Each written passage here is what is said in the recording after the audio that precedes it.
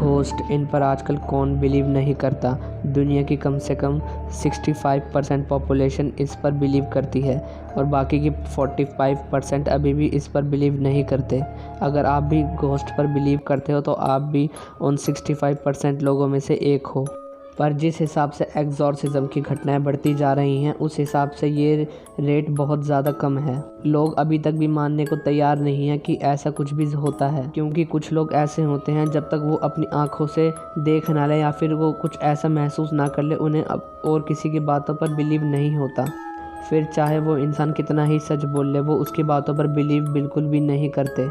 मैं आपको real ghost तो नहीं दिखा सकता, पर मैं आपको इनकी प्रेजेंस ज़रूर बता सकता हूँ कि अगर ऐसी सिचुएशंस आपके पास हों तो आपके आसपास कोई घोस्ट है या नहीं। अगर आपको भी जानना है कि वो कौन सी प्रेजेंस हैं जो मैं बताऊंगा तो इस वीडियो को शुरू से लेकर एंड तक ज़रूर देखना। मैंने इससे पहले इसका पार्ट 1 भी डाला था, अगर आपको देखना है मैं उसका लिंक डिस्क्रिप्शन में दे दूँगा, आप वहाँ से देख सकते हो। तो सबसे हमारी पहली चीज़ निकल के आती है वो है लाइटनिंग। आपने फिल्म्स में तो देखा ही होगा कि जब भी कोई घोस्ट या कोई स्पिरिट आती है तो लाइट कैसे बंद चालू होने लगती है, पर फिल्म मेकर से ऐसे ही नहीं करते। इसके पीछे भी एक बहुत बड़ा कारण है, क्योंकि अगर आपके आसपास कोई स्पिरिट है तो वो आपकी लाइटनिंग को बहुत ज़्यादा इफ़ेक्ट करती है। आपने ये तो सुना ही होगा कि जो बल्ब होते हैं वो बहुत ज़्यादा हीट प्रोड्यूस करते हैं। अगर आपने मेरी पहली वाली वीडियो देखी है तो उसमें मैंने एक फैक्ट बताया है कि जब आपके आसपास कोई स्पिरिट होती है तो आपके आसपास का वातावरण ठंडा हो जाता है। स्पिरिट्स हीट को कम करने के लिए लाइटनिंग को इफ़ेक्ट करते हैं। पर अब आपके दिमाग में एक सवाल आ रहा होगा कि ये जो घोस्ट होते हैं हमेशा रात को ही क्यों आते हैं? ये दिन में भी तो आकर लोगों को डरा सकते हैं, पर ये हमेशा रात को ही क्यों आते हैं? इसके पीछे भी एक बहुत बड़ा कारण है और वो है इलेक्ट्रोमैग्नेटिक रेडिएशन। क्योंकि आपके आसपास जितने भी डिवाइस हैं, चाहे वो मोबाइल फ़ोन हो, लैपटॉप हो, पीसी हो या फिर कोई और चीज़ या फिर कोई मोबाइल टावर ही हो, उसमें से बहुत सारी इलेक्ट्रोमैग्नेटिक रेडिएशन निकलती हैं जो कि घोस्ट को इफ़ेक्ट करती हैं।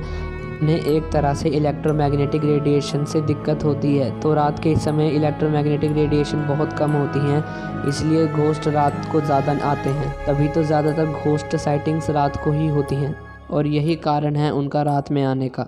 अब बात करते हैं हमारी अगली प्रेजेंस के बारे में। मान लीजिए आप अपने घर में बैठकर शांति से टीवी देख रहे हो, तभी आपको कहीं अचानक से कुछ जलने की स्मेल आ रही या फिर आपको ऐसा महसूस हो रहा है जैसे कि कुछ जल रहा हो, पर जब आप चेक करने जाओ तब ऐसा कुछ भी ना मिले, तब समझ जाना ये भी कोई प्रेजेंस है घोस्ट की।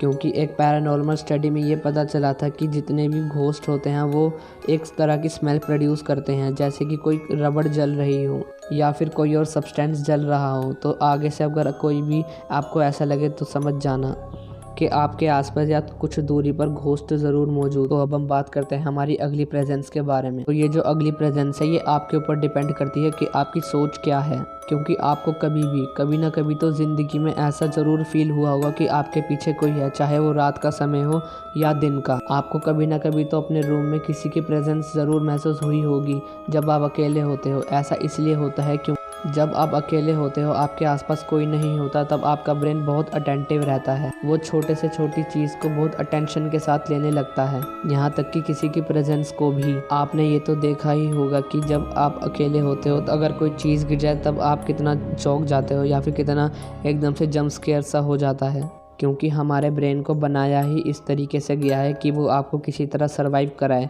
फिर वो आपको चाहे कितना ही नुकसान पहुंचाए, आपका ब्रेन आपको उसकी प्रेजेंस के बारे में ज़रूर बताएगा कि अगर आपके आसपास कोई है तो। तब ब्रेन आपकी सेफ्टी के लिए करता है, क्योंकि जो घोस्ट होते हैं वो आसपास की इलेक्ट्रोमैग्नेटिक रेडिएशन को इफ़ेक्ट करते हैं और आपका ब्रेन उस रेडिएशन को डिटेक्ट कर लेता है और आपको बता देता है कि आपके आसपास कोई है या नहीं।